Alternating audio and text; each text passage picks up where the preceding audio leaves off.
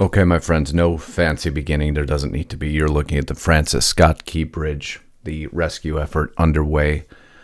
Spent most of the evening last night combing through what is a live feed footage, and I'm going to share this footage with you to show you what occurred. You can draw your own conclusions because information will develop on this horrific tragedy. The name of the ship was the Dolly. You see it here. It was tracked into Baltimore Harbor. We then had the disaster that ensued, owned by Synergy Marine Group, the company that manages the ship. So what's unfolded since then? Right now, 2 rescued, at least the latest number. The number shifting and will continue to shift as how many additional they are looking for. Frigid waters. Horrible tragedy. Was it avoidable? Nobody will know. I can only show you the evidence that will in some ways shock you. It's evidence that really no one is talking about, of course. But you got to dig in. You got to look at the information. There was the course the ship took just prior to collision. This is minutes of footage that we went through frame by frame as it moved towards that bridge. And you see there one of what may turn out to be the keys to exactly what happened, and that's the information I'm going to cover for you here today.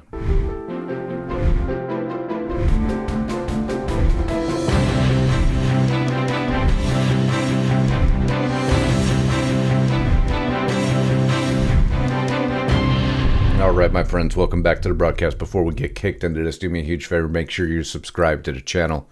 Your bell is checked to all, so you're alerted to upcoming broadcasts, and I do need you to check. If you're new here, please subscribe. We'd love to keep you here, of course. Looks like Lisa may do a follow-up broadcast to this. There's a lot of details. We're going to keep these on point because if you've been following Congress, if you know what's happening with some of the cranes in these harbors and potential, Chinese influence, man, this story gets a lot bigger real quick, and I think she's going to spin off on that later this afternoon. If you're at Restricted Republic, you get all these videos automatically, no commercials, no interruptions, plus the exclusive content she'll be providing today. If you're not there, what are you waiting for? That's your way of supporting us. If you like the way we bring you the messages and you want us to continue to give them to you, just get to Restricted Republic. Huge offer right now, RR39. That's $39 a year. And I'm going to give you that rate for 3 years. Each year, you're going to be charged only $39 a year plus 14 days for free. Get every video we produce, no matter where we produce it, with no commercials, no interruptions, plus the exclusive content for all the stories that we can only cover there, exactly why we created the platform, because sometimes stories like this develop into exactly that, and that is where you will find the complete stories. I need you there today, restrictedrepublic.com, RR39 annual checkout. But now let's get back to this broadcast. So the businesses in the port of Baltimore provide a live stream continually. Not a lot of people know that unless you've been to Baltimore, which I have multiple times. And so it shows ships coming in and out, has multiple frames, and it had this frame in particular. Now, none of this in any way, shape, or form is meant to draw any final conclusions on this event.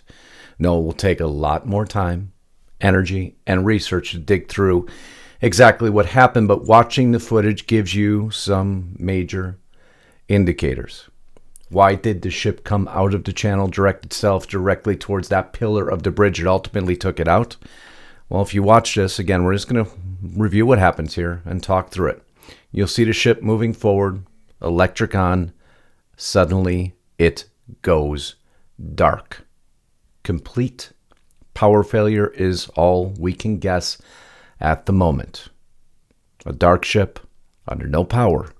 I don't want to call these ships autonomous, but they have multiple mechanisms within them that aren't to allow a ship ever to get near these pillars of this bridge, causing the horrific tragedy. But nobody could see why it happened until you watch the footage and you see the ship go dark. Now he starts drawing closer to that column of the Francis Scott Key Bridge. Just watch it here. There is no sound to this.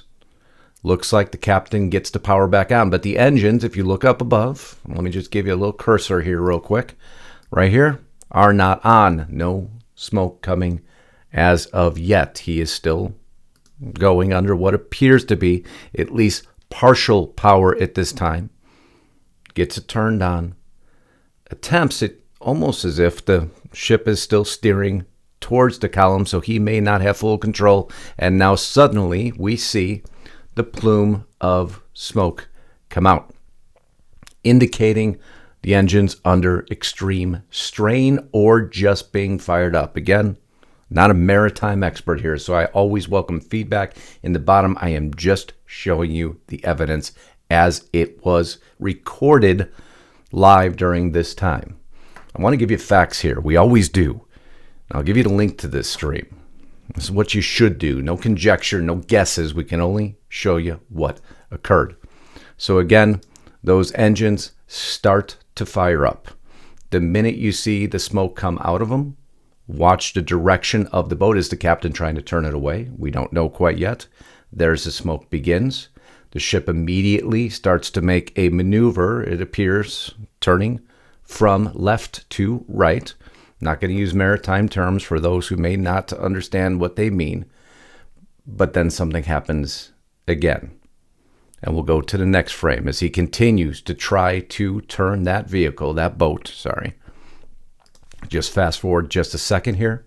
He's closing in on the column. Still appears power is on. And suddenly the boat goes dark again. My friends, this may be the key to exactly what happened. And it stays dark as it looms and directs itself directly towards the bridge column.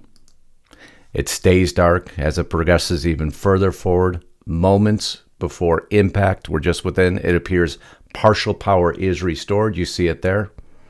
An abrupt turn suddenly occurs. You see them try to shift that boat. It appears as hard as he can, but as we're going to find out in just a few seconds, it is too late. It's eerie as it's almost if the ship directs itself immediately, directly at that column.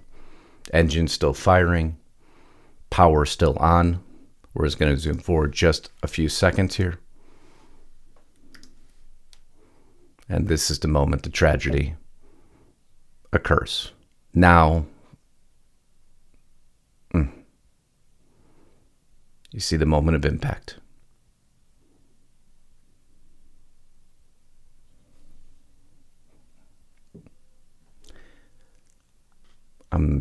There's a moment of silence there because people perished on that bridge. People's families perished on that bridge. We just do what we can here to try to show the actual events of what occurred, so you have a better understanding of the facts leading into what will be discussed for weeks, if not months.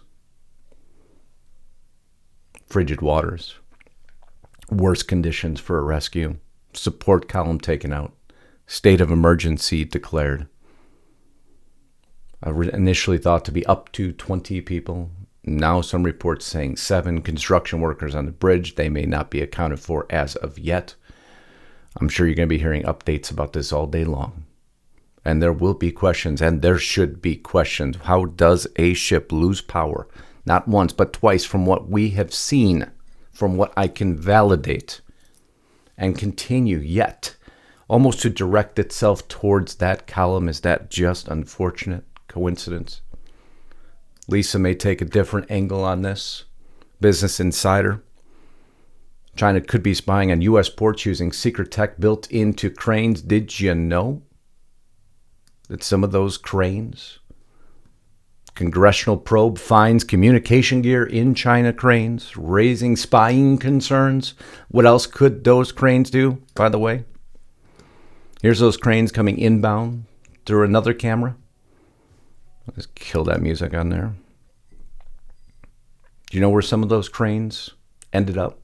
4 supersized cranes arrived at Port of Baltimore, September 9th of 2021. That was the clip I was showing you, so you understand where some are located. And now that may need to be discussed just a bit further. These are only the facts, only the findings, only the evidence that we have so far, but we will continue to present you all of it as it becomes available. My friends, I love you all. For the families of all those affected by this horrific tragedy, our prayers are with you. Hopefully, you have a little bit more evidence, because I'm sure you are in for a long legal fight now. I love you all. Until next time, Godspeed and God bless. Justus Knight, signing out.